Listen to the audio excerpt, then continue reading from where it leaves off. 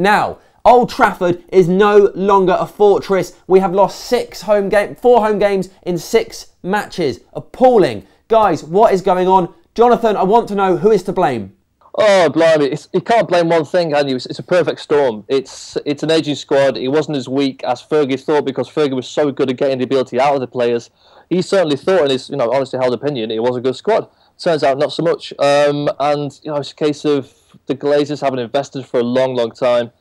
Chickens are coming home to roost in that sense, and also in terms of giving Moyes a 6-year contract, saying, "Go on, fella, take your time." And Moyes hasn't any urgency in his will, in his manner, and that shows on the pitch with no urgency. It's a bunch of it. Nice. Yeah. Gaz. We'll talk about David Moyes in a minute with Adam McCullough, him of YouTube fame. But first, let's talk about the squad. They won the league by 11 points. That's a massive margin. It's the same players with injured Fellaini. Why aren't they performing? Because there is a lot of stick with Moyes. I just want to point out, there's lots of stick on Moyes. People are ignoring that the players aren't performing. Yeah, I think everyone's saying the same thing though, innit? It doesn't highlight how bad Moyes is. It highlights how much of a genius Alex Ferguson was, always getting the best out of what has been for quite a few years, probably since we won the Champions League, maybe. An average squad, I don't think it's necessarily an amazing squad. I think, yeah, but you say that. If you look at hard facts, that is nonsense, because that's the squad that lost the league by 1 point to Chelsea, lost the league on goal difference to City, and has won the league in every other season over the last 7 years. 7 years. Lost the league on goal difference, lost the league by a point, won the other 5. Mostly the same players. A few changes. That's not a weak squad. People keep saying it. I think it's a poor excuse. I think the first team was good, but the squad wasn't. I mean, Carrick, we got sorry for injuries last year. He didn't really have a partner. I mean, was Rooney's midfield partner last year? Or were we playing the 3? There's a bit of mix. And then RVP and Rooney were largely fit up front on their own. Exactly. And then we had Vidic and Evans in great form at the centre half. And De Gea was coming through. Rafael had a good season. Evra was, just starting to come down, but it wasn't as bad as this year.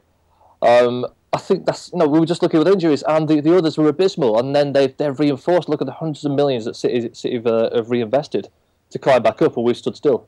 That's what it is. I think it's a mixture of things, really. I mean, it's partly Sir Alex Ferguson to blame, partly David Moyes, and partly the players. I think Gaz saying that.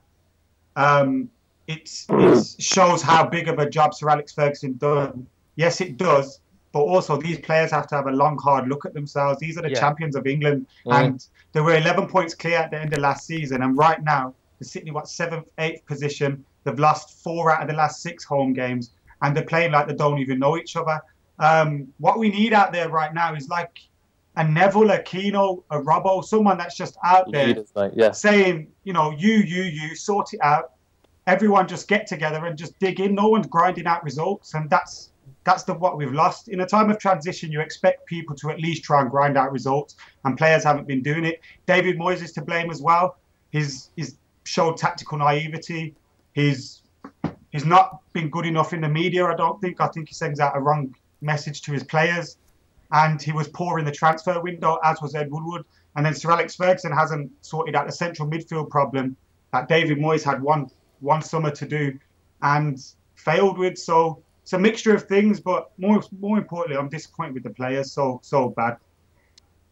Okay, JB, let me ask you this. You said about David Moyes, and people have spoken about David Moyes not having the best squad, and Alex Ferguson got the best out of them. Do you think players who are on thousands of pounds a week need a different man to make them perform their best? Or should they look inwards and say, I'm earning thousands of pounds, I don't need a 50-year-old man to tell me to play well, I actually can play well on my own? Do you think it's ridiculous that they need a little speech to get them going? It didn't used to be the case in the days of Sparky and Robbo and Keno and the rest of Steve Bruce did it, but I think nowadays people are so mollycoddled with agents. They've all got entourages saying, you don't need this, do this, you don't have to do this, don't worry, you're going to be a millionaire anyway. They all play at some club.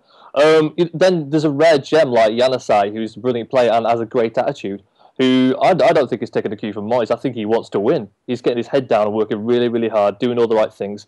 And when you hear him speak, it's just like, you just think, God, this guy's a breath of fresh air. I don't think there's enough people like that in football anymore. That said, I think Sir Alex might not have realised that these young men are, he's raising them in a certain way. I think maybe he carried them, maybe he did things for them, and they didn't learn to do things on their own 2 feet. I think we've got to get rid of some of Fergie's men as well. Rio Ferdinand, sad to say it, but His time's up at United. He's got to go. He's one of those I looked at to be that kind of figure and lead. He hasn't done it. We need to get rid of some of Fergie's deadwood as such. We've got so much good young talent here that we can build a team of champions for the next, 5-6 years. But it's going to take about a year or two at the moment to get to that stage and get a few proven talents and a leader around them, some fat David De Gea, Raphael, Smalling, Jones, Evans. You got Januzaj, Welbeck. Welbeck's been amazing the last few weeks, and it's like we've got some very good young talent there. We just need a few players around it.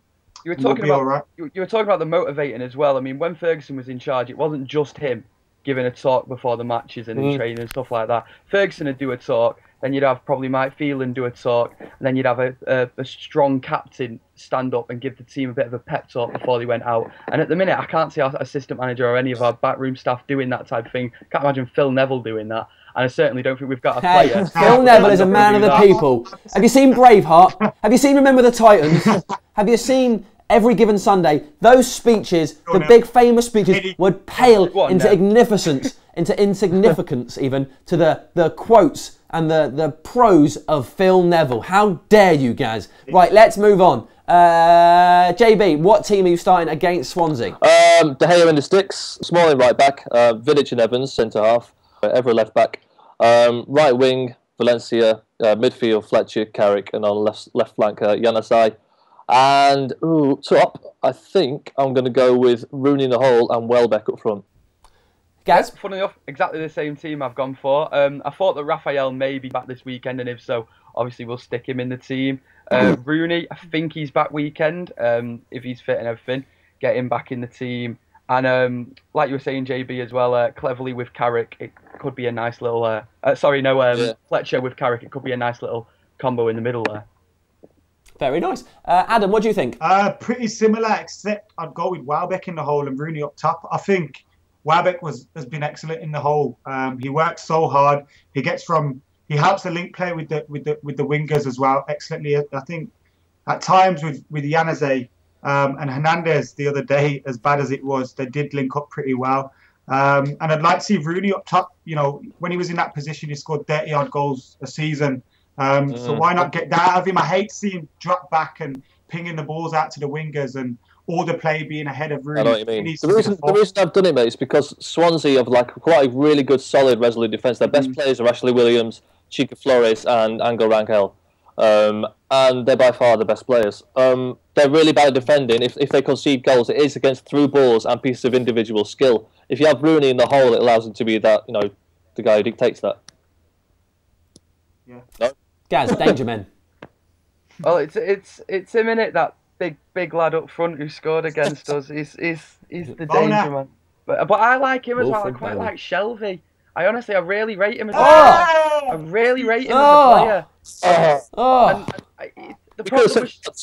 You could have said Abel Hernandez, though he's injured. You could have said Routledge, made Jay Matty look silly the other night.